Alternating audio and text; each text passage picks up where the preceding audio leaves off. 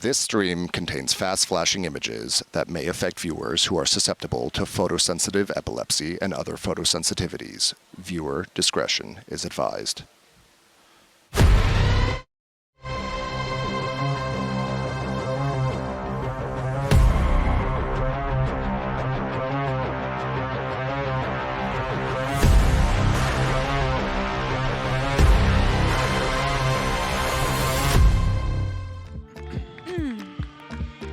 Today, 4 teams will take the stage. You're going to see some W gaming, maybe some Boo Brothers. You're going to have Con just basically stunting on fools, and the return of Tens to the world stage. I heckin' love that guy. Hello, everyone, and welcome to day 2 of Masters Madrid, coming at you live from the Madrid Arena right here in Madrid. Look at that. I actually did the whole Americas intro, and I completely botched it, but the good news is current bald man yelling at you is Golden Boy. You got Kakuka, you got Brent. We're going to have a great time here today because day 1, what a way to start things off. I mean, that loud game just shattered my brain, my tiny, teeny brain. Nice. It was amazing, but let's go ahead and dive into the first game of the day. Yep. We had Carmine Corp, the EMEA 1 seed, which still sounds weird to say, taking on China's FPX. And I think the big takeaway here for me, Kukuka, is that Carmine Corp, the real deal, FPX, showed us what they're made of. I was going to say, if that sounds weird to you that Casey is here, you better get used to it because I'm this ready, looks baby. like they're going to be here for the long run. As you're saying, the fundamentals, everything that we saw in the region came into fruition yesterday against FPX. And don't get me wrong, Lotus came a little bit too close for comfort, but in the end, I think that they stepped up to the pace that FPX wanted to put on the game and responded with a very, very good gameplay. Yeah. No, I mean, listen, I think FPX showed that there's parity here at this international event. I mean, me personally, I was counting this team out. Watching them ahead of the time, like watching their VODs, they didn't look like a team that could hold a candle, but the number 1 EMEA team, listen, Carmine Corp came in a little bit slow.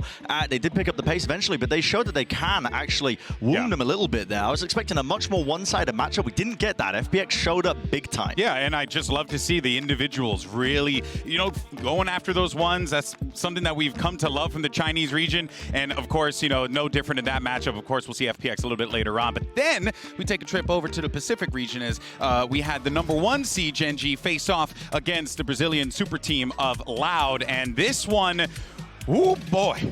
Bren, this one made me feel all sorts of things in my tum-tum. This match was fire, man, honestly. And I think a lot of people came into this tournament underrating Pacific a little bit as a region because the top teams in their region just ended up getting kind of downgraded in a way. Jing leaving PRX, DRX making substitutions as well, them not qualifying. And so I think people rated the overall strength of the region quite low. But Gen G proved with this, they are here to play. I mean, they're a very form-based team, but they haven't dropped off since kickoff. I mean, you still have Texture and Care on this rookie player coming up onto the big stage. This guy is an absolute freak of nature. He holds the same nickname as Mako, which I think is like the final boss of the rank server. Seriously, I'm not even kidding about that. Is an absolute demon. Yeah, and we have been treated to 2 great matches to start the day, but the good news is today is going to be a wild one as we have Edward Gaming taking on PRX, and then the clout match of all clout matches. It's going to be Sentinels versus Heretics. Heretics, in case you guys live under a rock, a Spanish organization, and in case you aren't aware of where we are based on my intro, we're in Madrid. And you roll your R's so good, actually. I really like it. Thank you so much. Can I say? I'm not even going to try that. I won't attempt go for it. I'm not doing it. I'm too white. I can't do it, man. I can't do it. I can't do it. I'll butcher it. I'll butcher it. Oh, man. The silly tongue. You were kind of. I was close. I don't want to try it again. Oh, I don't want to You're honestly too scared, but I'm telling you, it's not that hard. I'm proud of you, buddy. I'm proud of you. All right, folks. For you wonderful people at home, let's have some fun. We got the polls back. Mastercard fan poll this time around. And here's the thing. Yesterday, we saw a bunch of number 1 seeds pick up dubs. Is that going to happen today? That's going to be the question that you have to answer. And of course, we'll check in with you guys later on. Make sure you scan the QR code that pops up right here on the screen. It should be there somewhere. Or good news is you could just go to the Valorant social medias and you'll find it there, and you can go ahead and vote away. Also, use those hashtags Masters Madrid and VCT so we can feature your stuff on the show. Be nice. Anyway, let's go. Let's talk about what we have on stage. A lineup of teams that genuinely no one has predicted, Kakuka. This has been, coming into it, everyone's saying, we have no idea who's going to win. And I think today it's equally the same thing here, but we're going to have to make an attempt, right? We gotta maybe get a little spicy. Oh, yeah, maybe get a little hot eyes. Oh, we need some hot takes. I don't know why I sniffed the air, but I just decided to go for it. Is the air hot? I mean, we could have had some patatas bravas, but I guess this will do. Yes, all right. And by the way, patatas bravas, very delicious. Come to Spain. All right, folks, here we go. We'll dish out our hot takes here. We're going to start first with Bren. Yep. I think I remember what mine was. I don't remember mine. I think I remember it. It's in the prompter, so I should remember it. It's Tens will beat his Reykjavik stat record on OMEN this event. Ooh. This is, I'm going to rate my own. This has got to be extreme heat. Because no one is... you can't rate yourself. I'm going to rate my own. I mean, this is... No one has broken Tens' Reykjavik record on Jet because, listen, the playing field has leveled out. He was dominating that event. He's put up no numbers. He didn't drop a single map, did No one's been able to reach those numbers, so I'm basically predicting that he's not only going to be able to do it again, probably not dropping a single map, but also he's going to do it on OMEN. I love Tens. I heckin' love him. Okay, all right. So I'm going to give you pretty spicy. That's only pretty spicy? It's only pretty spicy. No, yeah. Okay, I'll give it to you. It's heat. It's heat. That's got to be extreme because it's not happening. All right. Let's see. Well, I mean, just saying, man, he pulled off like something miraculous at that last event. Yeah, he did, yeah. And this time, you're going to ask for lightning to strike twice? Yeah, on an OMEN as well. On an OMEN. Yeah. Okay, so I don't think it's that mean. All right, now let's go ahead and see. Kukuka, what did you have? I do not remember what I submitted either because this was before the event started. But I think I said something along the lines that a team that has never been into an international event or a player that has never been to an international event will lift the trophy. Now, I know that we have a lot of rookies, so I'm going on and submit also and take into account Ascension. You know, I'm going to give you... That halves the teams. Dude, I'm trying to like account. Yeah, I feel like that's kind of mild. Do you want me to give you the names? That would be either Casey, HyperX, FPX, or Gen G. Yeah, again, those are all four. After watching Gen G, but that's the thing. I got high stocks in KC. This was supposed to be for yesterday. I think this is mild. I mean, okay. I'm going a touch mild, you know. But here's the thing. I don't remember what I said. Okay. I mean, it's in the problem. I love the 2024 All right. Actually, there it is. It. Heretics will finish top 4. My boy Benji Fishy will come away with a top 4 finish. You calling that mild? I'm going to say it's pretty... so mild I cannot even taste it. Oh, that's that's just the EMEA bias kicking it, though. Listen, bias and base are only one letter away. It's very true. That is very true. I'm gonna give you pretty spicy. Yeah. Because I think not that Heretics are a bad team and they can't get top 4. I think that team is actually going to surprise a lot of people who don't expect them to do work. But there's a lot of very good teams at this event. This is the most highly competitive event we've ever had. Because you've got the best teams of each region. We've only got 8 teams attending this event, and it's really the best in each region. So you don't really have like bottom barrel teams to beat up upon. You know. And there's also a very big difference, right? Because for example, like previously we had like the whole split to see how the teams will unravel in time and then come in here. But we've only had kickoff with a lot of changes. So that makes it even harder to predict how all those changes are going to translate into the big stage. Oh, it's going to be really fun. And thankfully, we're going to be diving into the action a little bit. But for now, though, let's go ahead and put our hot takes aside. I'll take a pretty spicy and a mild, though. I'm quite satisfied with that one. Even though Bren's out here giving himself his own rating. I did. Well, I rated my own. Let's talk about our first matchup, HyperX versus EDG. Now, a fascinating thing about these two teams, they've met plenty of times at global events, but also coming into this one, these are the two teams, the EDG, literally no changes. And then on the other side for HyperX, you got a team that just swapped out one player only because Jing, had to leave. So these two teams pretty much stalwart in the circuit, I would say, right? They've been here for a minute. Yeah, I mean, they've got a ton of history. These teams are deeply familiar with each other. I mean, I know that the Chinese teams scrim a lot against the APAC team, so they're going to know each other inside and out, but there's a difference here. I think HyperX have come into this international event. They're looking a bit weaker than prior turn-ups, when they've been to these international tournaments. And on the contrary for EDG, they've only been leveling up. Every single international event, they always show up big time, and they're just waiting to break their new glass ceiling, which is essentially, like, what is it, like lower round ones, maybe? I mean, they got their first win a while ago. They want to try and really go the distance. It's a team that's very hungry to prove themselves. Yeah, exactly. And many people were saying, wow, the big hitters, the Energy, Fnatic, PRX, they're not here. Maybe this is HyperX chance. But I actually agree with you. I think that EDG is catching up very, very fast. Remember that they did not have the game for as long as we did. So probably they're in previous stages that we have already been in. But I think that for HyperX, the process and the growth has slowed down a bit. Yeah, which is kind of shocking to see. considering this team was like, you know, coming in with so much noise last year, and then now to see them kind of like struggle a little bit. We'll have to see how this all plays out. Now, here's the thing, though, right? While PRX on the other side might be licking some wounds, Kong on the other side is just dropping some heat. My guy's cutting promos on fools out here. This is what he had to say about China's chances coming into this event. I want you guys to know the two teams coming, EDG and FPX, from our region this time can chew all of your bones to pieces. That's dark. Your words. That is, I mean, that is like the most gangster thing I've ever heard coming from Kong. I've never heard that before. I mean, probably the translation was too literal for what he wanted to say, but we get the gist of it. I don't know. We Put that in a lyric, bro. What he's saying. Hear me out. China is here to prove something to the rest of the world, and I love the fact that he's not only talking about themselves, he's talking about the region as a whole. As you were saying, Golden Boy, yesterday I think that we saw a glimpse of it, and probably on the next match we will see if it spoke more about FPX or of KC, right? When we see the next encounter, but definitely EDG with all the showings that they've done in international events and the growth that we know is happening behind the scenes. Of course, I understand that he comes with those words. Yeah, and he's got a lot of confidence, partly because the EDG is going to be coming into this one #1 seed in China, which of course is not really a surprise to anyone who's been following the region. But most importantly, it just seems like, as we've mentioned, they are leveling up their game time and time again. And Bren, this team can, I don't know, I feel it in my bones, man. This is a squad that can make a deep run. I think they showed their peak, honestly, actually, in their qualifier match versus Trace. That's where the best gameplay was. In the finals, it felt like they kind of got dragged into the chaos versus FPX, and this was the finals. There was a lot of unforced errors, but what I do know about EDG is what we've already mentioned. This is a team that always shows up at the international stage. They always kind of just overextend themselves, but they always perform more than kind of the expectations around them. Maybe not themselves, but definitely ours. And I think that you can expect the same here from an EDG squad. A lot of the players as well around the world in APAC are rating EDG as a top team in this event. I think a lot of the players, when I was looking at the Preds of like teams like Talon, they were posting it on social media. They're expecting EDG to win this matchup versus PRX, which you wouldn't expect if you've looked at the historic records, it, you know, being the 3-0 wins for PRX themselves. But listen, this is a highly rated team by a lot of the talent in that region for very good reasons. They have leveled the hell up.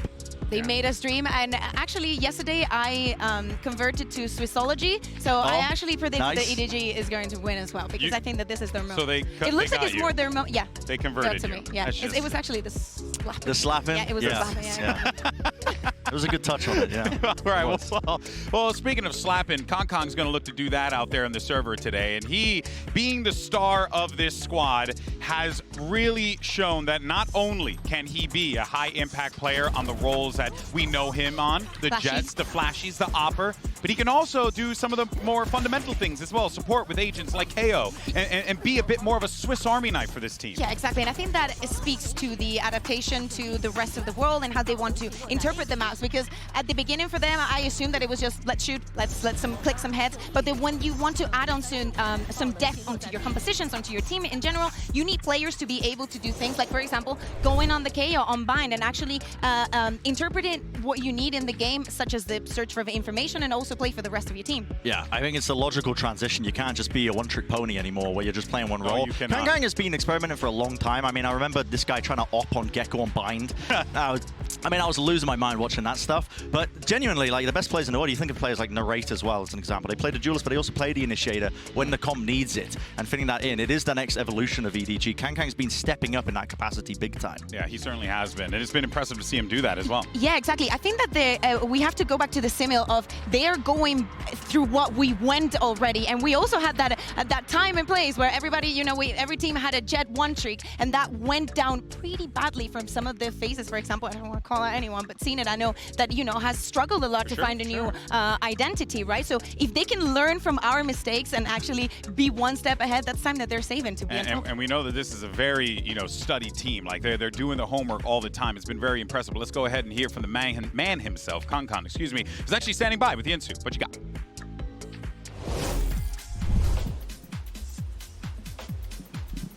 Oh, EDG, they're back. Kong, come over here and have a word with me real quick. And I got DJ here who's going to help me with the translations. Now, after you guys won in CN, you said that the two CN teams were going to come into this tournament stronger than before. Why do you think that is? What's so good about the CN teams this time around? 之前你说过，现在CN的2支队伍跟之前相比会做得更加的好，那你觉得这次你们会有什么改变，有什么进步呢？我觉得这次我们的进步点是因为我们之前一直都是给大家展现的是我们的瞄准能力特别强，然后我们的道具配合之类的一直被人诟病嘛，所以说我觉得这一次我们精进了我们的道具配合，再加上我们自己本身的瞄准能力，所以说我觉得会让全世界的人大吃一惊吧，对。Like before, we are knowing that we're really good at our aiming, but now we also like improve a lot of our like kit, our synergy and cooperation. So this time, maybe it's time to shock everyone that we're at both of this. Oh, I can't wait to see it. Good luck, Kong Kong. See you later.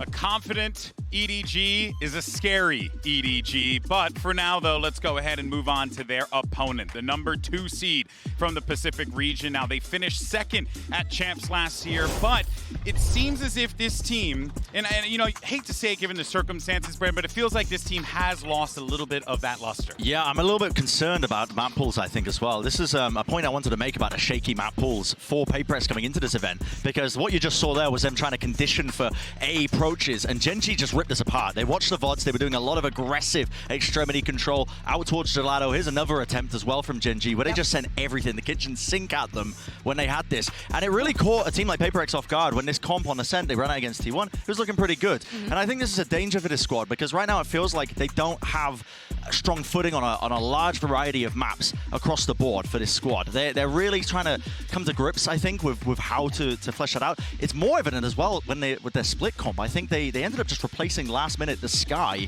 just 1-to-1 with Yoru to run the triple duelist. And this is a team that really, they do just throw sugar at the wall sometimes, man. They really do, and they see what good sticks. save there, buddy. They see what sticks. I mean, listen, we're not PG-13. I could say that, but I'm not going to. Listen. We're talking about Gecko, obviously. Yeah, well, whatever. Dude, this squad, I think, has had time, though, which is one of the benefits. Their kickoff qualification happened weeks ago. They've had some of the most team out of any team at this event to actually shore up their map pool, and that's what I want to see from them here, I think, at Madrid, is actually showing the evolution of their comps. They've got some cool ideas, but I don't think it's strong enough initially, from what I've seen all those weeks past, to really make a strong showing in Madrid. Yeah, exactly. That's what we were talking about, you know, the slow start that they've had for the year. I really hope that they use that time to think of what they want to do when they come to the big stage. Those mistakes of like cutting someone literally in the middle of the usage of an ultimate, having no response to that, having no one covering for it, feeling maybe too cocky and confident that everything and all these surprise set plays are going to work. They will not work here, because every single team is adding a little bit of PRX in them, a little bit of crazy comms, a little bit of advancing in the meta as well. So if we thought that PRX was going to be just a team with flashy comms that always makes it long and deep into tournaments, this should not be the case anymore. Yeah, I think we now just have to, rather than say W Gaming, no, it's they're the fastest. It's got to be W far. strategy at this point, right? We need to see a little bit more from them. We got to get a little bit more in the oven from Alex and the rest of the boys, and I know that they feel the same way too. But for more on PRX, let's go ahead and send it over to Yinsu once again, who's standing by now with Forsaken.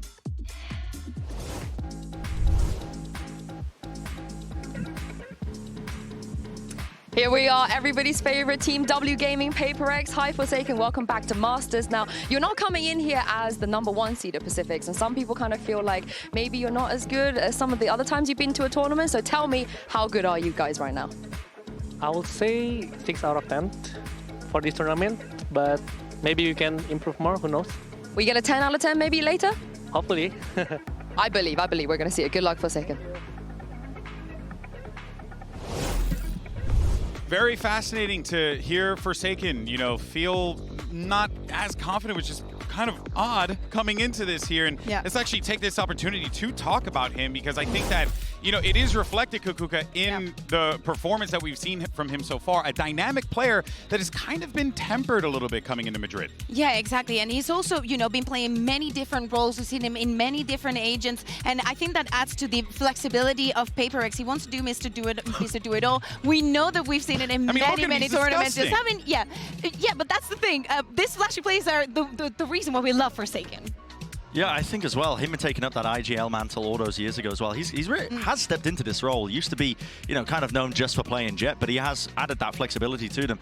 I'm just worried a little bit about, like I said, the prior point about that map pool flexibility. It comes down to the ideas that they're throwing into the mix, because it does take a lot of times to really shore up your identity on some of these maps. When they were running a triple duelist initially on Split, for example, it was just the attack side, we're hitting A almost 12 rounds in a row. Yeah. And it felt like there wasn't really too much change up. In the finals, they actually did add a bit more nuance to it. I will give them respect for that. So I'm hoping, honestly, that we do see the best out of PRX. I don't want them to show up to this international event and we see that weaker form of them, that weaker side of them. Yeah, and we were seeing just in the stats that they're not topping in everything. And actually, all of the players are somewhere in the middle, but we're not going to be finding them in the top 10. Maybe something, not something, the player something. Of course.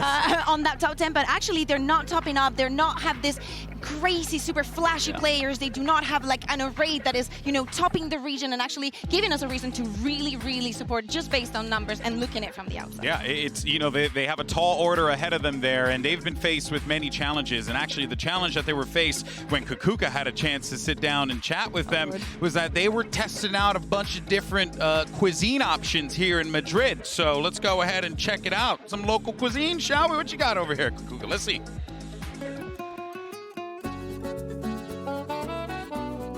Hello everyone and welcome to One Tap on Tapas. I am joined by Forsaken and Monier from PRX. And guys, I'm going to ask you to put these blindfolds on.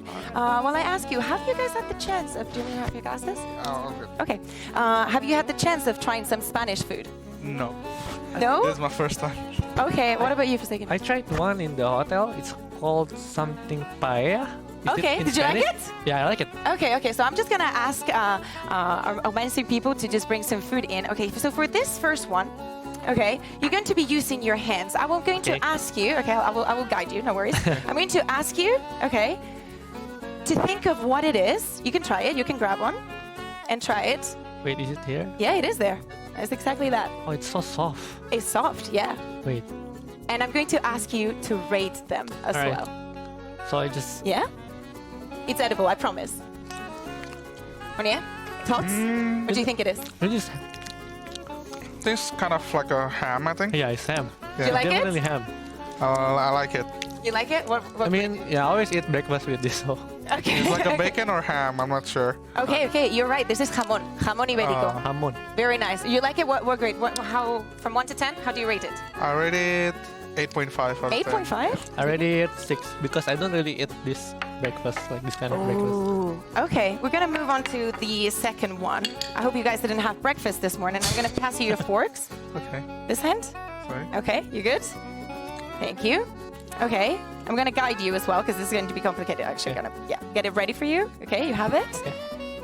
And here you are. Okay, you can smell it and you can taste it. Oh, You have it. I put it on. I put it in your fork. Oh, Yeah, it's you're already ready. in my fork. Yeah. I have it ready. Monia, what are your thoughts? okay. Okay.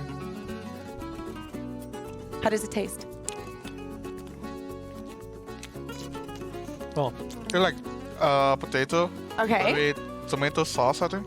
Tomatoes. It's a bit of tomato, yeah. That. yeah, it's potatoes, I think. It is potatoes. You guys like it? This is patatas bravas. Patatas bravas. Bravas. Bravas. Yeah, like bravo, you know? Bravo. Pues patatas bravas. Okay, how do you rate this one? Do you like it? 7.5, I think, out of 10. 7.5 for you? Yeah. I like potato. 8. Oh, so you like it more than the jamón. That's interesting. Okay, for the next one, this is very typical Spanish, and everybody loves it here. Yeah.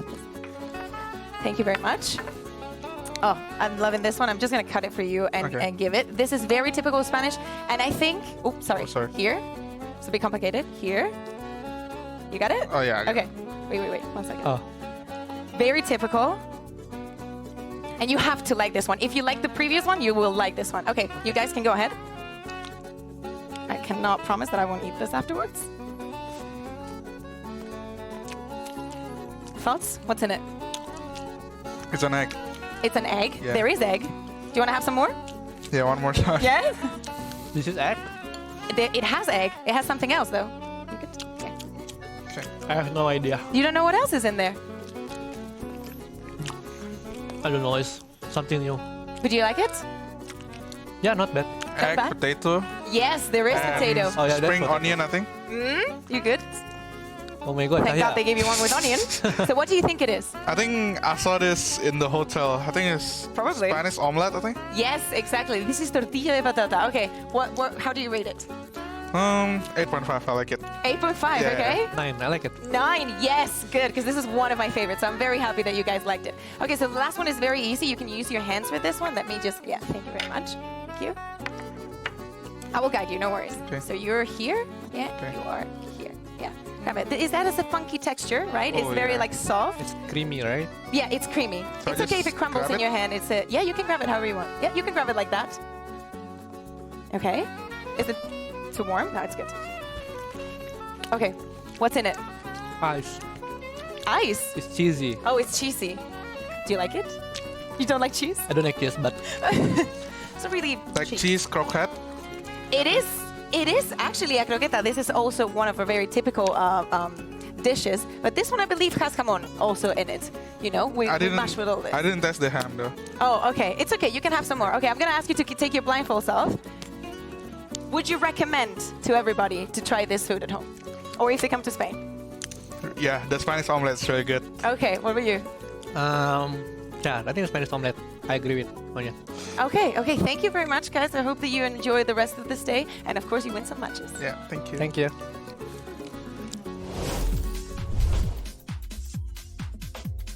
I learned a little funny thing because we went out to dinner with our Spanish colleagues over on the Spanish commentary team, and they were telling us about the great debate in Spain about the Spanish omelet with cebolla or without cebolla. That's onions, by the way, for you guys at home. Languages. So now I'm on the onion train. Yeah, exactly. Many people do not, just because they don't like the taste of the onion when it's a little bit cooked, especially when it's on the omelette, you have to try it. Why is this controversial? Because some people say that the best tortilla de patata is without onion, but actually the best tortilla de patata has onion. You heard it from the queen herself. And it's a bit runny in there. It's very easy to make, and it's very yummy. I can teach you guys to make it. I will be making it. Actually, we should make a piece where you try and flip it, because the difficult part about making a tortilla is actually flipping it and not making it. Yes. All right, well, we'll do some more cooking with kukuka later on today. That sounds really good. Or one-tap tapas. But in any case, so let's go ahead and see the results for the Mastercard fan poll. Earlier, we asked you guys if the number one seeds will walk away with the dubs today. And you said that the number one seeds will take it, but number 3, a mix of both, right behind Bren. Mild. Mild? 3's mild. 3 is mild. Yeah, I know. Commit to something, you cowards. You know. I wouldn't know what to vote in that poll, honestly. I mean, I don't know. Which direction is this going to go into? Because Seed 1. Yeah. You think it's just the first seeds? Yes. Across the board? Yep. Ooh. So that's EDG and Sentinels. Okay. All right. Well, look, this is it's going to be a good one today. Are you going to be a mix? Are you going to be mild? No, I don't know. I don't know. I'm all right. Well, I wouldn't be surprised if the other teams won. While Bren questions his life choices. Yeah, I'm questionable right let's now. actually see where we're going to be playing at this series. Map selection's ready to go. Let's go ahead and listen in. Welcome to the map select presented by OMEN. We're going to get started with match 1 of the day. EDG, you're a higher seed coming into this. Would you like Team A or Team B? Team B. Team B. So PRX, you'll be Team A. And we will start with your first ban. Ben Breeze. Breeze, your ban. And Luto. Lotus. And map number 1 from PRX. Sunset. Sunset. Side on Sunset. Defense. Defense. And map number 2.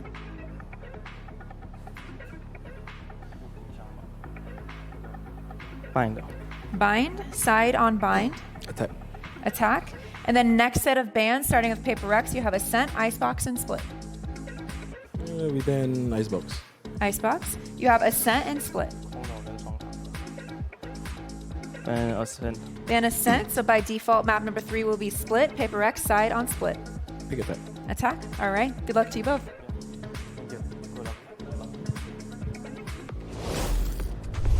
I mean, I love what I'm seeing here. I love the fact that EDG has decided to go for that Lotus ban, and PRX does not want to see any bullies have nothing to do. But I love the fact that they went and banned a map that they haven't played, and that actually PRX has picked a lot. Sunset as the opener, I am so fucking hyped for. I'm sorry, I am excited for this one. Listen, Sunset is the best map for both of these teams. I don't even care. Listen, I'll curse all day long. This is the best map for both of these teams to a high margin. You're bound to get a banger series out the gate straight away. And not only that, right after we have the bind, which is like the stellar pick for EDG, exactly what we were talking about, the KO. So I agree with you, Brent. I do not think that there is any other way that this could have gone better for all the audience to see what these two teams are capable of doing. And this is going to be absolutely awesome. Do you have a quick prediction real fast? I know you said you think EDG. What do you think? I might swap my pred. I initially thought EDG, but I think I'm going to switch it to PRX. Yeah. Their Sunset's really good, and if it goes to split as well, I wonder if they're just going to run the triple duelist or what. I don't know. All right, folks. Well, this is it. We have two incredible matches: PRX versus EDG, Sentinels versus Heretics. Day 2 of Masters Madrid starts right now.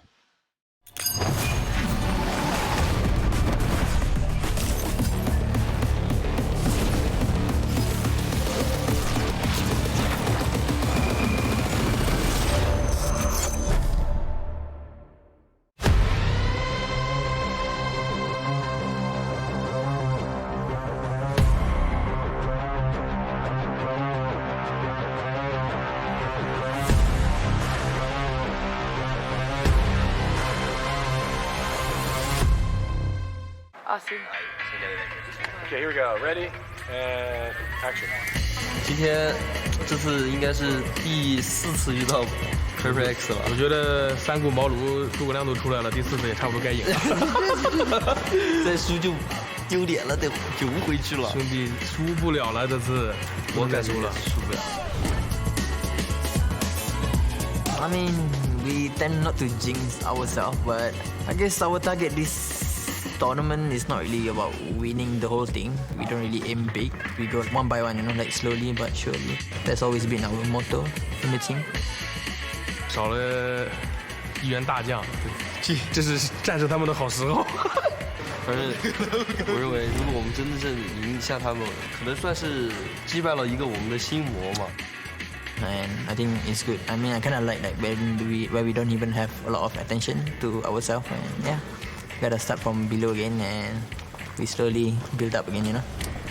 我跟你说，现在人家听到 ZM 勾勾 KK 在对面，他枪都要抖。赢的是 PRX， 赢的不是镜，赢了那个勾就行。我觉得今天这个衣服就特别像在西海岸，在洛杉矶那个感觉。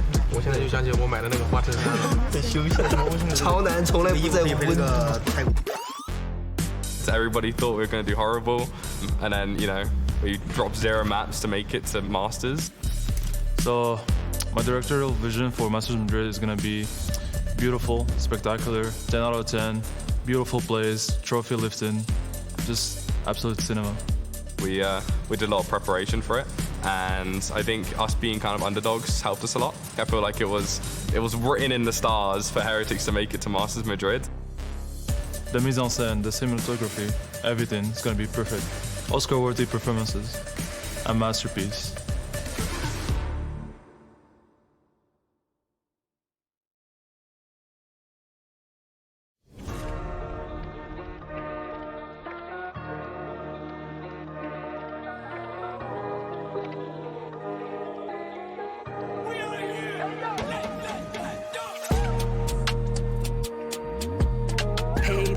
No confiaron, pero mira, no.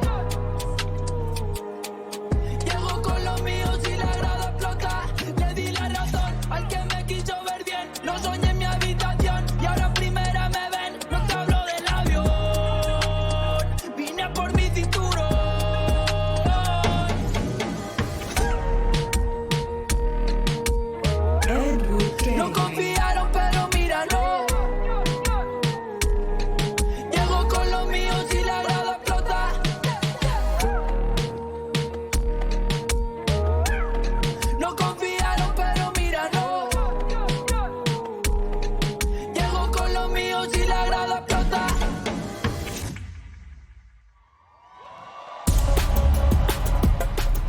two teams who are very familiar with one another, but each time they met, it was PRX who got the better of EDG, and now EDG stands a potential Goliath in a sea of monsters, and this could very well be their opportunity to shock the world. 2024 has given us a lot of surprises. Maybe it is time for EDG to bring another one onto the table.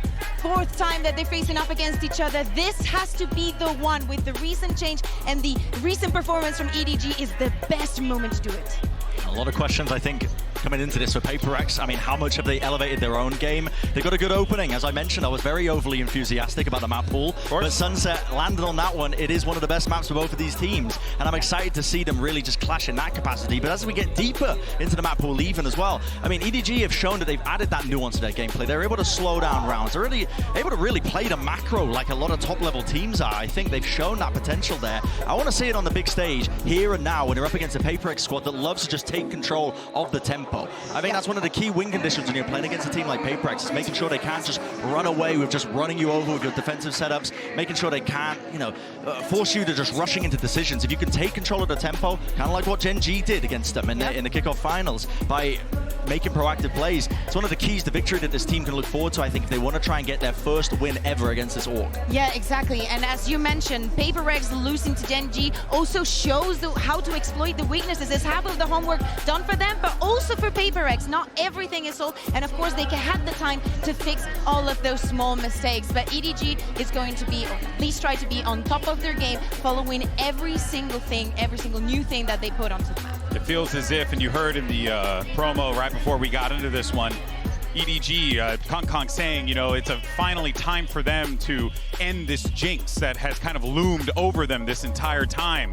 And yes, that is certainly going to be a case here, but my goodness, have, you know, the turntables, to quote Michael Scott, because we've seen some really wild things, you know, take place this season alone. And now we're seeing a wounded, weakened PRX here, but could very well catch all of us off guard. Here's the agent select, and let's see what we get here on Sunset. The same comps that they last ran on this map, and you know, PRX comp, it was so good the Sentinels ended up copying it when they were getting absolutely ruined by them and rinsed during the Afrika event in scrims. Sentinels copied that comp. PRX run this so well. It's amazing with the executes, and for EDG, it adds a lot of nuance to it. Chichu can get these lovely lurk timings. You've got the double initiators where they really sync up flashes and darts all at the same time to try and fight aggressively for a lot of map control. And Kang on the raise as well. This guy's adding that nuance to his playbook. He looks really, really sharp on that role. Yeah, I think I'm not a big fan of the Soba KO combination. I think that I'm leaning more towards the Gecko and the KO. I think that combination works a lot better.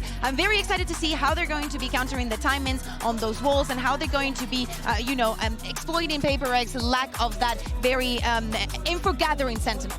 Well, folks, this is it. First match of the day. You got a banger on your hands here. EDG facing off against PRX, and who better to call the action than Mitch and Tom?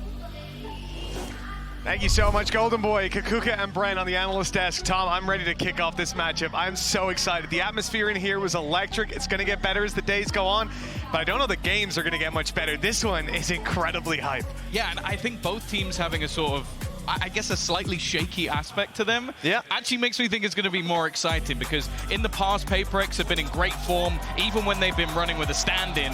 Now, well, they've lost their region again when I think everybody expected them to win it. And on the other side of things, EDG looked like they could bleed, which normally in China wasn't really the case. So I think we're going to have a brawl on our hands today, and we're kicking it off on Sunset. It's a real litmus test for both of these squads, and kicking it off with a bit of pace. We expect this from the side of PRX, as they're quickly taking control over this A site, and it looks like that control is going to be given up. EDG content to play a retake. There's going to be a wall to break on the way through, but they are set up with their 5v5 as the spike goes down.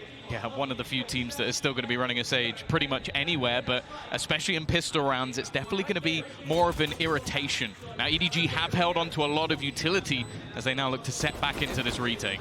Yeah, a lot of stuff still to work with. That nade already going out to clear an angle. It's allowed them to focus towards the site. But Munyet does well to still grab one. The Paranoia a little deep. EDG already bypassed it, now catching multiple kills on nobody. It's left all down to Devi, emerging from the smoke. He's only good for one. That pistol round win goes to EDG. I respect it. The fact that they've sort of given up the site almost completely and just happy to play off that utility. It was something mentioned on the desk and something mentioned in their own interviews. As before, they had that raw firepower. They came in as a team that, okay, yeah, Concon, he might be able to just frag you out of the server. Smoggy's going to pull off a ridiculous clutch, but they're not going to have those setups to get their way back in like this. And already a pretty clean start for them. Yeah, a very clean start. Even from the get-go, they're playing retake on the site, they're letting PRX take the space, and then they're able to fight back through because they've kept their util. They played the game the right way this time around. For EDG, they get the reward. We can see that they're stacked up. In fact, one pistol is all they're going to be carrying through to keep it light. The rest of the squad investing very heavily, and PRX have decided to pull through a lot of sheriffs, but for the most part, they haven't got a lot to brawl with. Open fights should favor their opponents unless the numbers advantage come through.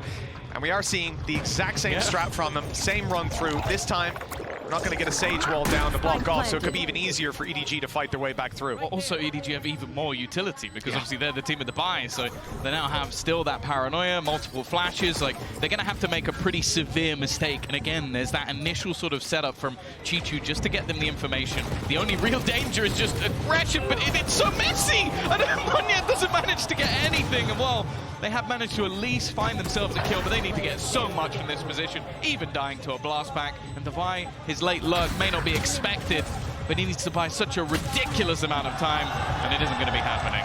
No, not quite close enough, although the spike does quicken its pace in ticking towards the end. It's still 2-0 for EDG. As we said, they only had the one pistol on Kankan, which does mean that there's going to be some small dent to their economy, but ultimately nothing that you really need to fret about.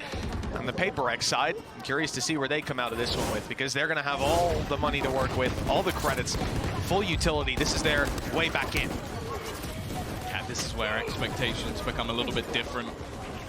Now, one good thing is that nobody has done an incredible job already to get that Hunter's Fury online, so potential for some proactive takes. Already they are setting up for a little bit of aggression in towards B main. You can see the knife's been thrown through, but that's all just a bait. This is an attempt to try and hold rotations in onto that B site, and that is exactly what it's done. Yeah, again, though, from EDG's perspective, this is very similar to what they've been doing, just fully stacking up towards one part of the map, gambling that if they take A, they'll play the retake. Obviously, they've got some very well-drilled retakes lined up for us, and I think here's where we're going to get to see, you know, this is nasty from Munyet. It's expecting to see something from EDG, but they might not have much of a chance. If they expect this one, I will be flabbergasted. A free kill for sure, maybe even a second now. They know his tricks. It's time to fade down. Oh, they're going to have to look for that every single round. In the meantime, though, the rest of the team has started to get a bit more aggressive. Devi up close already doubles up their advantage, not allowing this retake to even really begin. Leaving just a couple remaining, and, well, the potential of flawless might be gone, but it is damn clean from the side of PRX. Yeah, that's a round that they're going to be extremely happy with. On the EDG side now, something for them to worry about as they're playing retake A, wanting to rotate quickly down that avenue, and now they've got to be worried about a player being up top. In fact, even as we go into this replay, this same position that Munyet's in is being pinged like crazy by the side of EDG. They're telling each other, this is where he is. He's going to be there. Watch out on the rotates. So everyone knows they pulled the trick out of their sleeve. I don't think they'll get away with that again. I'm really surprised they do it in the bonus round. Yes, right, of all rounds. You kind of think that maybe that's something you say for a bite, but it is just that almost ridiculous confidence of PRX, and let's be real. If that's the only cool thing we see from PRX in this map, I'm disappointed. Yeah, I'm surprised, shocked, and disappointed, just like yourself. For EDG, on this defensive side, bit of a change-up. This time, not wanting to play the retake on A. They got a bit aggressive, haven't seen anyone, and in fact, Thrash is coming in on the exact other side of the map. As we can see, I like this idea to try and punish. Actually caught one tag onto something, but that's all they're going to get for it. With the res in, they might want to get aggressive, but Munyet being up close, he couldn't decide on his weapon. He'll only get the one, but at least he got the one. Yeah, they've still kept it even at least. It's not the worst scenario. It looked like it could have gone a lot worse, and already Mindfreak has been able to find another. Kankan looking to try and wrap back in, but the timing couldn't be any worse, and now Smoggy is all that remains. 1 versus 2. I don't even think he has the ability to really clear out this player on the corner, just trying to check, but this Sage wall just being irritating, and that's enough for him to have to back out of the round. Yeah, at an eye test, you know, you probably can't jump that, but I don't blame him for trying. Maybe he could get the element of surprise. if physics was going his way. Unlucky for PRX. They found themselves around, and you know, on EDG, burning up the Hunter's Fury, they commit quite a bit. Their economy's quite low as well. This is not an ideal start, as it looks like PRX might be able to get away with a little lead now. Yeah, and something just to mention, obviously we have seen both these teams play it already. A very close game for the side of EDG, so I'm not overly surprised that we've seen this pick actually come out from PRX. And also, the one time they played it in Pacific against Gen G, they had a 10-2 defense. So that's something you have to be wary of, is they have already shown that they're going to be problematic with aggressive takes. I think something's utility is, you're really going to have to watch out for that, because I feel like Gecko thrives when it comes to this map in particular. And for now, at least, okay, a couple of hero weapons. Smoggy still having that rifle. Guardian invested into for Kankan as well. But how much can they really do in this round? Well, PRX have decided against even showing their presence towards this A site. I think knowing, like, in most of these fights you're taking, you have a heavy advantage in terms of weaponry. And the one thing EDG can do is group up. So they don't throw the flash early, they sneak up on A, they play it slow. But EDG have rotated in. Just look at that mini-map. 4 players very close by, Kankan on the way, and they've made the right read. The info denial as well. They know there's one player towards spawn on the side of PRX. That's not enough to really make a move. Devi is disgusting. He's making a lot of dangerous plays, but in this round, that might not have been the right call. No, if they can get the rifle back especially, that would be an extra pain that they have to deal with. Also, every player being revealed, no hidden lurks can really be happening. Paranoia is good, but nobody's actually able to capitalize off it. Counter Flash is just a little bit too late, and they are being picked apart. Just a couple remaining. Mindfreak has been able to bring back the deficit a little bit. Another, as he's just popping head after head, but it gets a little bit shaky. Leaves it onto something in the 1 versus 1, and they'll be able to hold on in that 2 versus 4. It was a little bit too close for comfort. Just a little bit. I mean, he definitely had time. Just one sheriff shot away from disaster. As I said, coming out of last round, you think that PRX have everything set up to claim a decent injection of rounds, find that one, be in an economically advantageous position, which, don't get me wrong, you still have a player like something with 7K. But my God, it's the reason I have this guy's jersey at home. Should have brought it. Yeah, that was clean. And taking out the showstopper as well, I feel like that would have been something dead for sure if he doesn't even just get it a split second earlier. So a round saved for PRX, but probably not something they'll... Wow.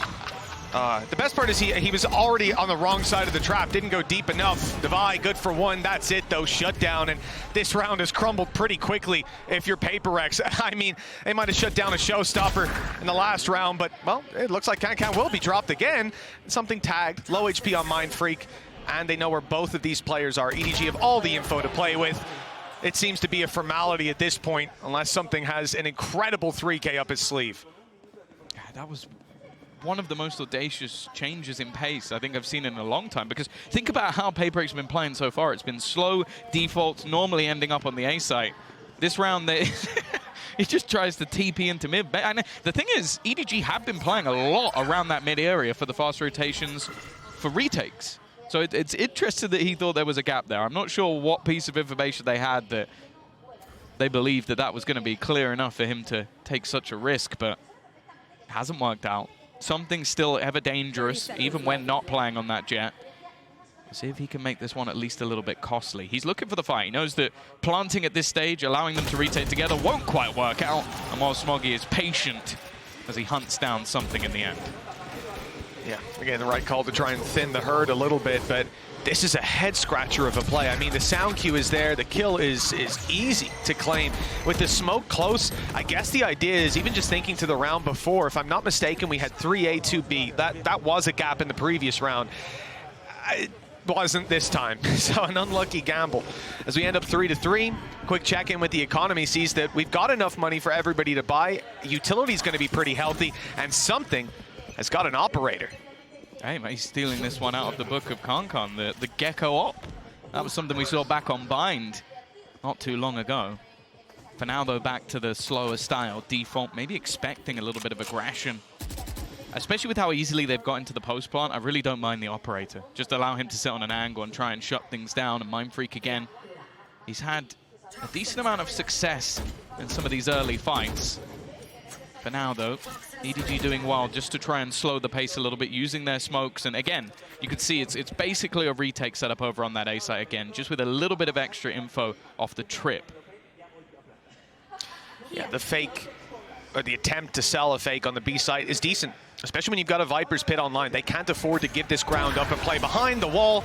And as they play in front of the util on A, price is paid. Smoggy down, and a null command used for PRX as they claim control of this site, presumably unchecked. Remember, also a Viper's Pit for post plant, and this op is still lurking around. There's a lot of red flags flying for EDG. He might find the space though. They don't even realize he's here because he was already past the angle initially. Chichu at least finds a slight gap.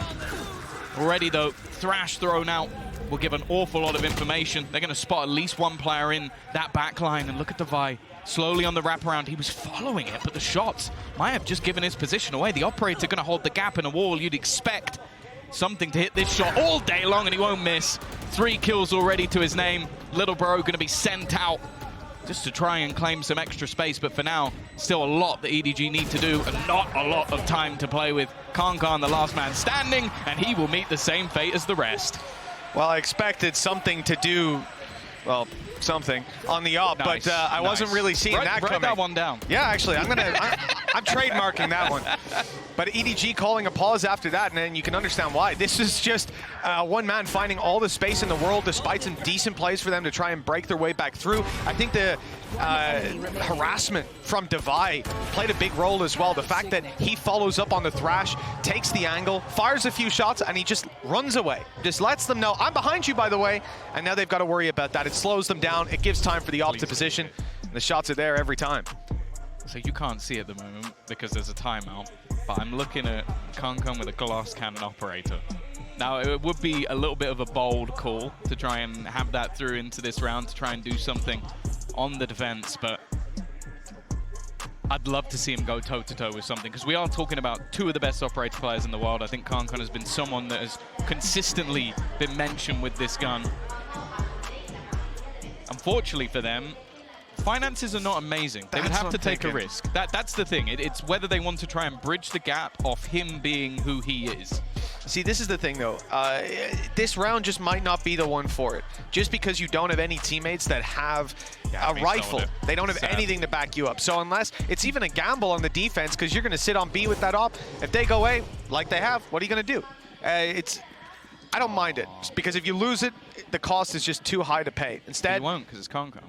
Well, that's the theory, right? But he's 5 and 7. So he's got a Guardian. He's got a Stinger, a Guardian. He's not sure yet, and he's sticking on the Guardian. Okay, so a decent rifle to fight with, some range potential, and nothing but Sheriffs to back him up. It's not a round I expect EDG to win in, but it is one that carries a lot of danger on the side of PRX, because we've seen before how strong EDG were on a retake with weaker weapons. Again, they've switched up. There's been so much presence on that A side that they gambled in that direction, and PRX, they've had solid reads so far. One defender, Chichu, he has been the point of contact in almost every single round, but an afterplant, even a Viper's Pit expended here. You mentioned that some of these rounds got close. Well, PRX don't want to allow that to happen again. Yeah, with Devi finding a kill, popping a heal on his teammate as well, everyone's sitting pretty, and there's still some util to play with. Going through that Viper's Pit, being on low HP with the Sheriff is the only thing worse than having to take that fight out in the open when there's this many rifles on the other side. They're trying to play the RNG, but the wall is helping, blocking, absorbing some of those shots, even though there's a gap in it that EDG are now going to use as they make their way through. There's a TP out of Aldong, and a 3rd kill! A real chance for EDG to fight back in this round. It's something left. Low HP on Smoggy with the decay.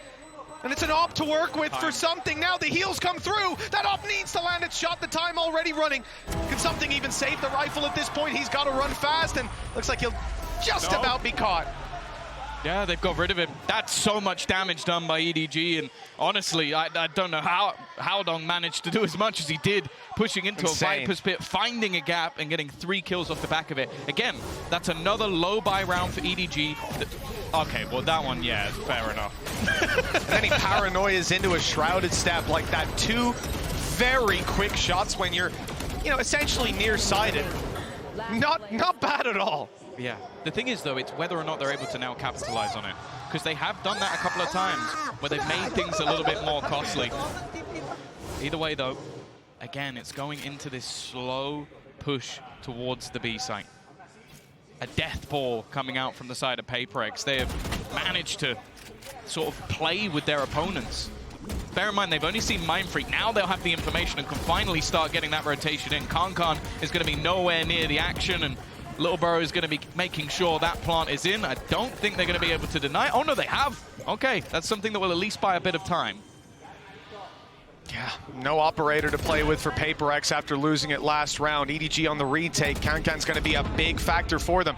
If they can open up some of these sight lines, have to get past the Viper wall, the util down from OMEN, and they're actually passing it on the PRX side, running it down, taking fight after fight with nothing but success. And we talked about this operator. Well, it's now all that's left of EDG's defensive side. This retake will not happen, and he might not get out of here. Just about making it around into spawn, but they're hot on his heels. He wants to take some shots, but none of them are landing. 5 HP and a classic to close it out. Unlucky for Kankan. He has that up, he's on the wrong side, and by the time he gets to the right side, there's no one left to help him. Yeah, they've done really well with just these early round pushes. Like, note that this is different to what we've seen from PRX already. A lot of their eco rounds have gone towards the B side, but more importantly, they've sent Mindfreak there pretty much every single round. So, logically, when EDG see him taking that first fight, they go, well, this is the lurk again. This is the guy on the other side of the map. We're not going to pull any rotations. And then the full execute comes in. And by that point, you have just too much control available for PRX. They are doing a great job in these sort of mid-round calls, switching things up each time. And thus far, EDG haven't really been able to catch the smoke of PRX. Well, Mindfreak denied what would have been a terrible thrifty for the PRX side if EDG found it. Oh dear, nobody's knocking out of here, not a chance. You had something on the op, win around with a 4K and close out a round in that 1v1. PRX have had a couple swing rounds go their way by a narrow margin. This one though, it's been widened up a bit. Mindfreak on the flank, beautiful play and good connection from Munyet. Weaker weapons for EDG and now barely any of them left standing.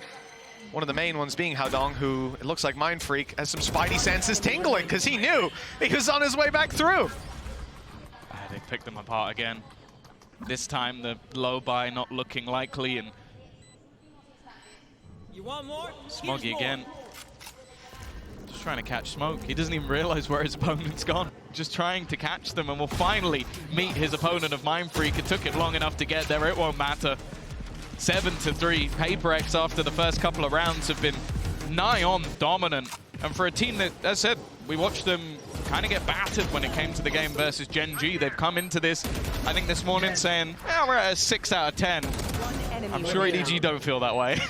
Yeah, and even if we can argue that EDG have had some closer rounds, some opportunities to pull it off, it doesn't matter. When you're facing down the barrel of a 7-3 scoreline, it's time to show up here and now. Now, a big round for EDG, not just in their buy, in their credits, but also in their ult orbs. They've got a lot online to work with. This has to be their safety net.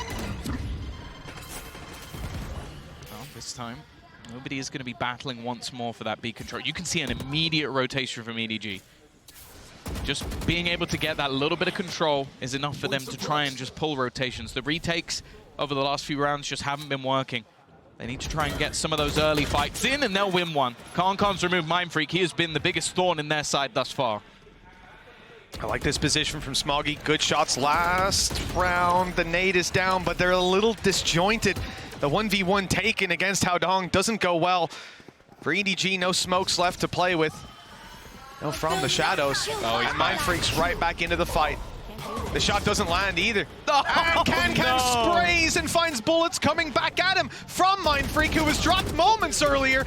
This is a disaster for EDG. They're losing players, but nobody. He doesn't want to lose this round. Holding strong, and the flank from Smoggy's good. It's only Munyet left. He's made it to A. He'll find a plant, but he doesn't know where these last two players are. Forsaken, unfortunately, won't be able to join him. Low HP. And a Hunter's Fury, they're watching to see if he's going to go pushing round the back, but instead, these angles slowly being cleared. Looking to try and pair back up as he just sits patiently waiting in the corner. not quite look in the right direction if a wraparound comes in, but actually both players meeting back up. The time starting to tick down. They really need to get a move on. Paranoia through, TP'd now to get into a much stronger after plan. Monyet, though, getting tagged further and further. They need to get someone on this, and he's just buying that time ever further. I think this one's going to be desperately close. In fact, I don't think he might have this at all. I think it's going to go off. It's going to be the clutch again, and they just can't find themselves around. Less than a second in it, Tom. Yeah. Like we say, no matter how tight that margin is, PRX steam further into the lead, and with a Red Bull clutch from a player who was low, who missed the first couple swings. He couldn't land the headshot, and it looked like they had it, but in the end, it's not even that close. Time that cost them. 1 second, like 0.93 of a second. But that's the thing, they were very, very slow at clearing a lot of the angles, and I love the reposition from Monyet. He realizes in that corner, decent chance to get overwhelmed, someone can get on the defuse. Instead, he just looks to take those fights, and, well, nobody again. This time, Mindfreak is waiting. These battles have not been going their way, and something roaming with that operator. Ready to clear, and while the Paranoia will catch him, but no chance for a trade. It's not even an ability that gets him out of there. It's literally just the straight up, take your knife out and run. Now, Kankan's gone through mid. There is a lurk waiting around here, but it's waiting for the B main aggression, not for the mid push. They weren't expecting this. The timing a little off, and the shots didn't land initially, but Monyet's recovered it nicely. Mindfreak down, big player for the side of PRX. He's been going huge in a lot of these rounds. Now, they have to close it out without him, but it's a 4v2. It's only Chicho and Haodong. Should be easy. Still in the same spot he paranoid from just moments ago. The initial fight needed to be cleaner. Completely left out on his own. He's had a couple of amazing moments so far, but this would have to be the best of them. Monyet, no respect, straight through. Leaves it all up to one, and it is dominant. A 9-3 half for PRX coming in onto Sunset. Doesn't get much better than that. No, it really doesn't. I like the idea as well to knife close. They suspect he's there, swing it with a shorty, and even grab the headshot kill for their trouble. PRX just looking so clean. This is just a matter of timing. The Paranoia doesn't come out. I think the idea was to play off the contact, but they just didn't expect it to be an op. Like a rifle will take an extra half second to get that kill, and it's easy peasy. You're going to at least trade. But this time, EDG, they have to trade out a lot of rounds in their favor. 9-3 down at the half, and Tom, we don't expect this to be much better. Let's see what the desk thinks. Thank you very much, guys. Yeah, I've pulled the telestrator here for one of the rounds in particular, which is round number 3, the bonus round. And this one was particularly interesting as well. Just the overall game plan going a bit amiss here. With this PRX comp, what you want to do is you want to bleed the utility out as much as possible. And they were just given the A site entirely for free most of the time. I mean, PRX not being forced to use many of their util tools, like a Paranoia flashes really at all. And part of the benefit of the Gecko is that you can pick up the flashes as well. Once you use them, you can pick up forms of the util. But it was going amiss here for EDG. And when you give up this much space, it's one of the worst things you can do, because you set up PRX to do things like this. I mean, they get quirky with the walls. They set up the Sage wall up here onto this high ground angle, and they're really making sure that their game plan is to try and fight for this area as well of the map. These link areas, as well as backside control, making sure they're getting really proactive in those moments, and it just completely dismantled EDG. I'll speed it up as well, as you can see. It takes out the players here. They're flash re-clearing, making sure they set Devi up into the deep positions, and it's the major strength of this comp. I mean, being able to fight and really take space proactively. And for EDG, you were seeing it go missing. I mean, what they should have been doing is fighting, I think, for extremity control, trying to at least get it, rather than giving up the sites entirely for the retake, because you can't do that against this comp. If you give PRX the space to set up, they're going to use that util to push you even deeper when you're trying to set up for your retakes. We're going to go to the other side of the map now, and PRX might be even better on their defense side. They are so damn well drilled with their executes and their retake protocols with all of that utility. EDG cannot make the same mistake again, and so I'll send it over to Mitch and Tom. Thank you so much, Bren. Yes, an interesting look at how this has been going so far for PRX. Tom, what I was going to say before we tossed it off is that you were mentioning this defense for PRX. It's not exactly a weakness that EDG can hope to lean on, is it? No, well, we've seen them play it once within the regular season, and they absolutely battered Gen G, who obviously ended up winning the series. So not a great sign, but now they can look to set up Kankan, a player that we already know can ruin any story set up by the PRX side. It's not happened yet, but you know, they can have that rise back up. And even just getting themselves, I feel like, back in the seat a little bit, ready for bind, because even though EDG is strong on that map, I'd never want to play PRX on bind. It's a scary battlefield to take on this squad, and for EDG, a slow approach, much different than what we saw from PRX, who leaned heavily on finding open space on the A site, which they did so often. This time PRX are leaving A open, looking more so to fight into middle, and that's exactly where they're going to find that scrap. Already good stuff as the heal comes through. That initial fight almost negated if Forsaken hadn't fallen, and if Haodong didn't find the kill on something. Now the numbers are thin slightly, and for EDG, they can take advantage of this. Same sized map, but less players to defend it. I'd still feel worried pushing into Mindfreak. He's definitely been the player to watch so far, but with the push coming in from Devi, there's a good chance they're boxed in. Now, there is a trip, but that means that he can just keep the rest of his teammates sat within this site. Still a paranoia available as well for Munyet. That could cause real issues. It slowed them down, but they found Mindfreak. And they know that Munyet's around here. They've got to deal with him. They want to get this fight planted, and Munyet with a beautiful shot, and now a crossfire angle. Devi easily closes that out. His flank saving the round. And PRX sealing the coffin of EDG. If anything, that pistol win puts them on double digits. I am starting to think that there should be more maps where PRX play double controller, because obviously we've seen Munyet sort of take over the role of Jing going into the Raze for the majority of the maps he plays, but he just looks so clinical, so comfortable when he goes back over to this Omen. And well, let's be real, I think Mindfreak's Viper's all right. I think he's doing okay. He's always been a decent controller, you know, at the best of times. I'll make you excited. Oh, wall up right away. Interesting angle for Forsaken, and he's already got one. No reload, he wants another. Oh, I love to see the Outlaw thrive, and Forsaken looking beautiful doing it. This is the perfect round. They don't have shields. It's an easy kill if you're rocking into a no-shield fight, and obviously Haodong had no chance, blinded up in the corner and taken down. Yeah, they had a paranoia come through the wall just to make sure that there wasn't really any opportunity for the player on the other side to survive. That's now 8 rounds in a row for PRX. And well, there needs to be the same just to get them back in the game. That's how desperate a position we find EDG in at this point. They are going to have the buy. Investment available, but I'm actually, to be honest, looking at the weapons on the other side for PRX actually scares me more than a normal round. Because you got a Judge, you got an Outlaw, you got an SMG. That means they're probably going to do something spicy. I'm curious to see how much damage Forsaken will be able to output. This is the thing. A tag from him makes any of these other weapons deadly.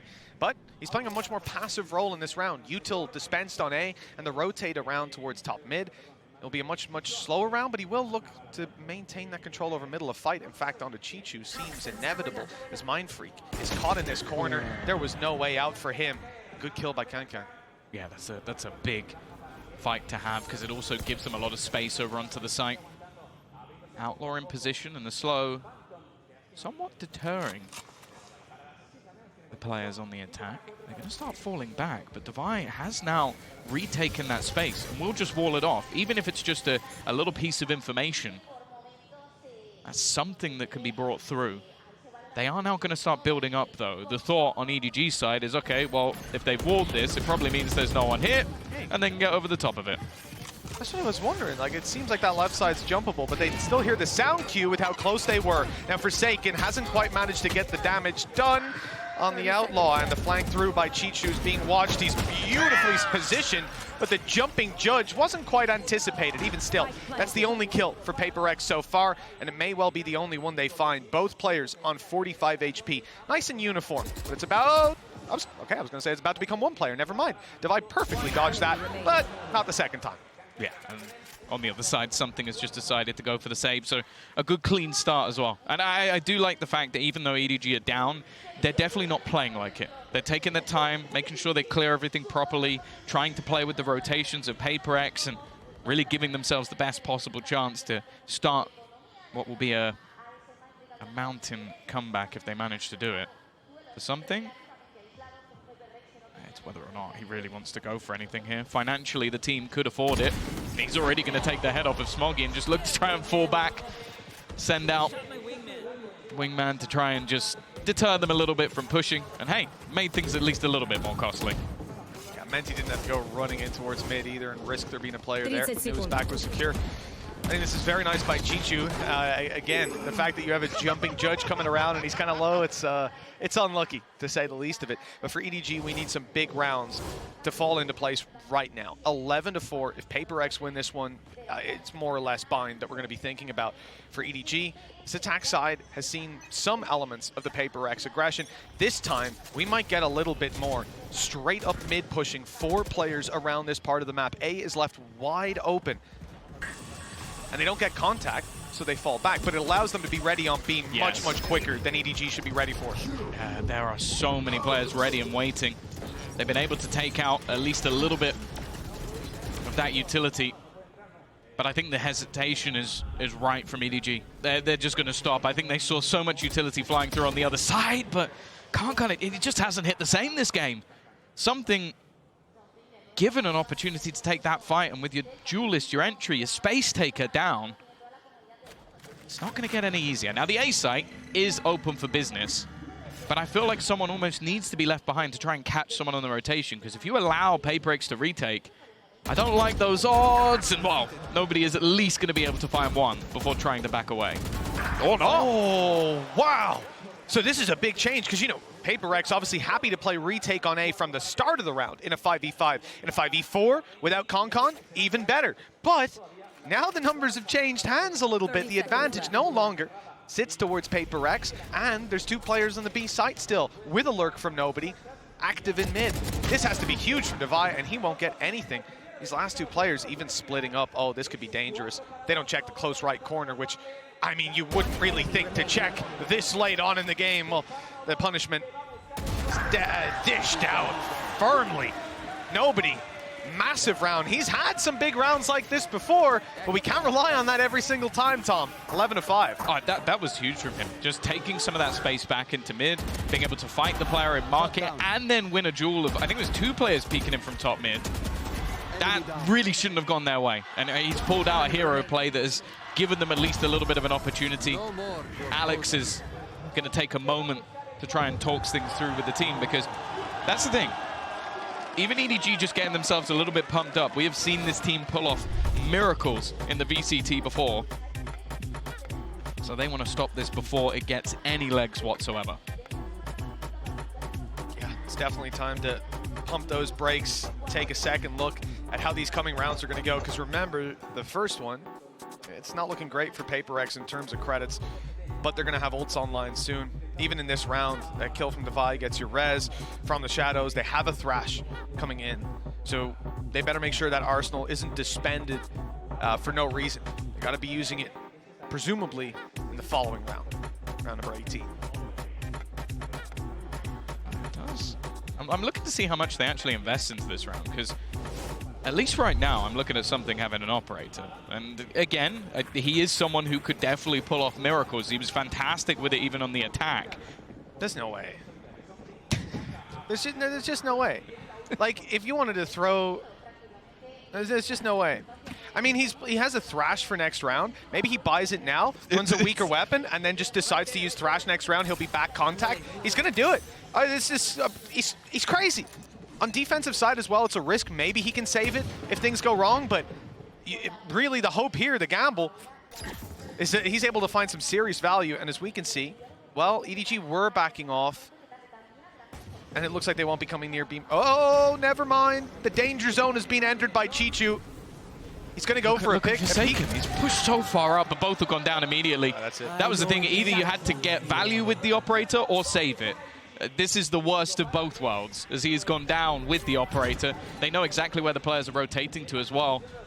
It's whether or not, yeah, I was about to say, I think EDG have been so calm in just going for these rotations, claiming space elsewhere, and Concon now already going to be stopping any chance of rotation. He's even going to shut the door on them. Now, what that might mean is, unless it's been thrown away, they might actually be able to save the operator.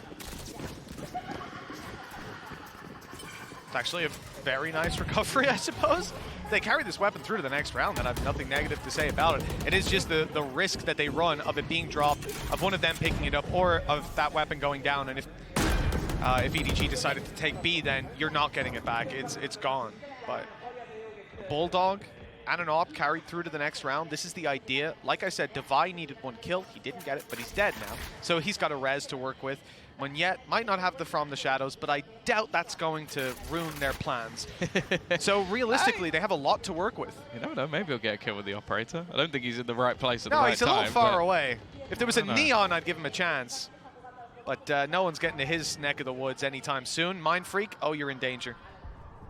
They put the Paranoia through, but I don't think anybody's really pushing too far on it. Mind Freak will already get 1.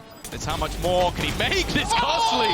Mind Freak is just hitting every single shot. And okay, he loses the gun, but even the extra credits will put him in a spot where he can buy a rifle for the next round anyway. So they're just throwing. They're throwing, because why wouldn't they just go for it? When you've got Mind Freak on your team, 2v5, just go for it. Just go for it. Look at this guy. It's unbelievable. Let's get that one in a replay. Oh, yes. Oh, I like this. Oh, he even blocked the nade. Our observers are fantastic. Thank you guys so much for showing us that. That's so cool. Just body block it. Yeah, just block it, duh. Come on. Take the kills. 11-6. The thing is, though, the economy doesn't really matter so much for EDG. They've built up a lot of extra cash. Howdong even with 8,000 credits post-buy. And if they lose 2 rounds, they're done anyway. So ultimately, it was worth trying to remove that extra weaponry, something worth the operator. As you said, the ults have come online. You have to think that sooner rather than later, PRX are going to eventually get this one over the line. But for EDG, they are now starting to build into this. Still with a showstopper. Hunter's Fury for this round. And again, just this slow, tempered approach to trying to gradually take space. They're not really giving any information over onto the PRX side. And while one of the players who could find it is just sat with his operator in hand. Single-handedly maintaining the control of the A site, where they've been so happy to play retake before. Something's got it on lockdown, but EDG are not looking to take any risks towards that side of the map. Instead, it's the B site that they're currently targeting. Now, there's some utility being expanded to run that clock down 40 seconds, as we're going to see, oh, even a deep flash thrown through. They're really trying to stop this squad. I guess send them back to A, or at least make it so that they have to blitz in, and with the showstopper, that's not really a problem for them. Risky. Okay, it's ended up fired at a corpse, and a nade. Oh, Con doesn't stand a chance. Now Devi can do some serious work. A res online. We mentioned that earlier. They'll try to retake the body on the side of EDG, pushing forward and taking every single kill. And with something only now making it to the B site, now it's time to save. It's time to save, Tom, isn't it? It is something. I don't think he's going to go for this, but you never really know. He's just looking to escape back out of there. Now, it's interesting because, again, you see the knife coming through from Forsaken. That's why they start just blitzing their utility, and they knew that they were coming in that direction, but the showstopper taking the space, and then just solid trade work from EDG. It also seems like every time we've had an operator for the defensive side, it has not been in the right place. Both teams have managed to avoid the superstar operator player for the other side, and now I'm just looking at Howdong. A might be about to clear this gun for free, but he's got spidey senses. I don't know why he turned around, but it doesn't matter. Howdong's going to get the kill anyway. Another round building credits for EDG and a 4-round streak on this attack side. This is starting to look possible. Yeah, you know, a large part of why I started to lose hope is just the promise of PRX on the defensive side, but well, the Paper Dinosaurs ain't doing too well. EDG are looking fantastic, and momentum's definitely on their side. Sure, the ult economy is swinging towards PaperX for now, and that is kind of all they need, right? Just a couple trickle-down rounds, and they're good to go on map number 2. But from what started out as a very dominant-feeling map, a couple of close rounds for EDG that could have swung it a little bit more in their favor, but it just seemed like we were going to leave this with the idea that, oh, EDG need to wake up for map 2. It looks like they've woken up for half 2 at least. Yeah. This is a good sign. Oh, it's a great sign as well, with different players like Howdong, Nobody, all starting to step up to the plate. And this round, we do have investment again from PaperX. It's not everything they've got. They will still have a buy for the next round, but they've got a few Bulldogs to play with. The ult's still available, and the drone, again, I think EDG are doing a fantastic job of either using Kankan or Nobody to just sell a ruse. They start throwing utility, be it a boom bot, be it a drone, and just get them to stick around in that position. Even catching him with the knife, okay, maybe that wasn't intentional. But you can look at the other side of the map. The only player there is going to be Munya, and they're going to get the information finally that they are not around this position anymore. But they haven't cleared nobody, and he has been a nuisance in the past. He's in such a good spot, but that smoke's faded at just the wrong time. If it stuck around a little longer, maybe he could sneak his way through. The snake in the grass is being found for PRX. As we said, a lot to work with. One is a res in terms of ultimates. Viper's Pit online. If Mindfreak finds one kill, this could get very dangerous for EDG. Flashes, a lot of them coming Chichu's way, but the players take a minute. Howdong's on the corner with him. They're doing well. EDG are holding their ground. And it's only Munyet left to try to pull this back, swinging into Smuggy, who's had one hell of a round. 11-8. EDG 3 rounds behind on a map that not long ago was looking lost. Yeah, they lost the pistol, and we thought this was over. 11-3 down, and again, PRX are going to have to take their second pause. And you're right, like you see the flashes come through. I think there might have been a couple of players blinded either by their own util or by a counter flash on the other side. I think it came out from Smoggy, just buying enough time. And then just having that firing squad, nobody coming in from a different direction. And, wow, they've managed to hold the line versus what was still a decent investment coming through. And a couple of ultimates used up for PRX. It's not like they now have that 5-stack anymore to just try and get them to OT. They do still have a few to play with, though. Yeah, and I guess the Viper's Pit mainly for Mindfreak, having this online coming into the next round where they're still going to have a decent economy, they're going to have full util to work with. They've seen often that they're able to get some space back towards the site, albeit on A here, there was a serious shutdown from EDG. And it's even more impressive when you consider the fact that you have a Gecko Flash go up and over, catch so many players. You also had a KO Flash come around the corner, catch a couple of players, and the timing just wasn't quite there for them to retake around that corner. I think for PRX, that's something that we'll see remedied, but they need to find the solution very quickly, because this was a game that we were already thinking about buying. Once that 14th round fell into PRX's hands, and since then they've had absolutely nothing. Just 2 needed to close this out. 2 buy rounds as well. EDG ain't going to be playing an eco anytime soon. That's for sure. No, they have saved up plenty of cash. Viper's Pit immediately onto the B site. Now, as said, it's been a great job from EDG with the push and pull.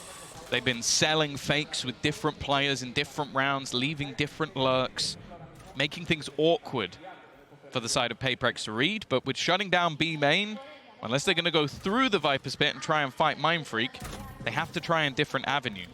Now, it does look like there's potential that they're going to try and push mid a little bit more, knowing that there can't be as much of a heavy investment in this round, and the door being closed actually somewhat gives them that space. You can see Forsaken has already repositioned to try and watch towards the smoke, but instead, again, they're just slowly taking control across the map.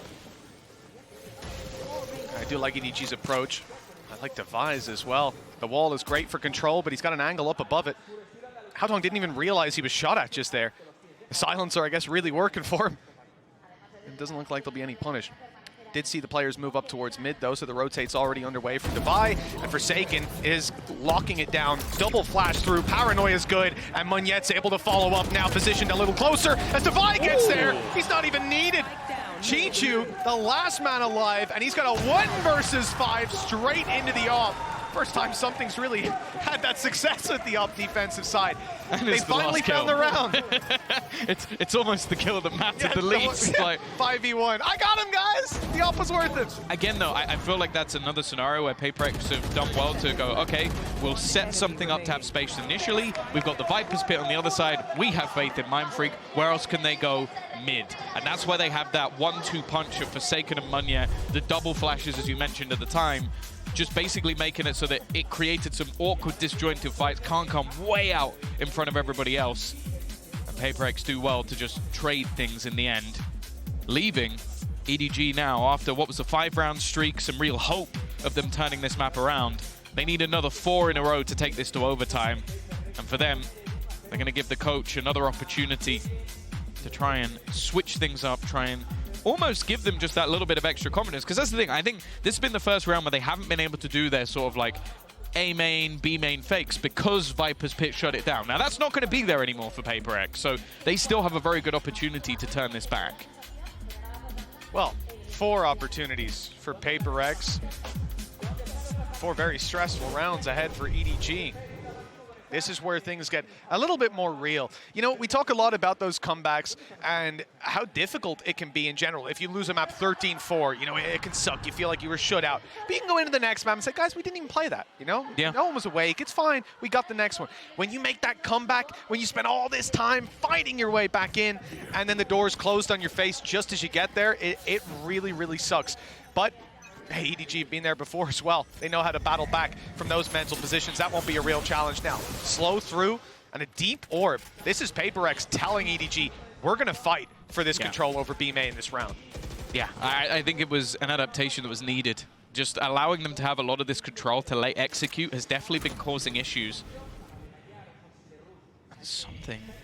I think he's just jump peeking deep A. Like, his positioning has been able to give them a lot of control, but they are going to look to try and force him back. The drone again being utilized just to try and clear this position. Something just has no fear though. He's ready for someone to try and take that risk, but it has pulled a player further forward. The problem though is that this B main stack up is still here. Yeah, the second player's not expected. Of course, it's Mindfreak. Although the poisons might be off, he's still got his rifle ready to fight. And Concon with another death on the board. He's struggled in this series, but Mindfreak most certainly has it. And with Forsaken dropping nobody, it's looking like this might be map 2 already on the minds of EDG. Chichu with another clutch that he won't win, and Mindfreak on the triple. That is the first map for PRX, and a very promising start to this series. Forsaken said they were a 6 out of 10. Well, they had some shaky rounds, but they're looking more like a 7 now, at least. Yeah, they've got their first map on the board in a matchup that I think many believe to be competitive. Worried about the form that this team was coming in on. It's safe to say in the first half, there were no worries at all. Utterly dominant, and it just took a little bit of time to get it over the line. I'm excited for the next map, though. Either way, Mitch, we're going to be heading off to the break, and we'll be back with map number 2 afterwards.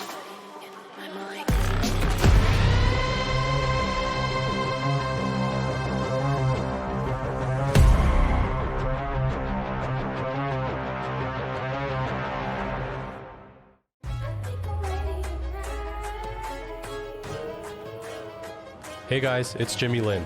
In this series, I'm going to walk you through Attack on Pearl. Watch out for the stairs, clear this angle. You're going to be able to fight this.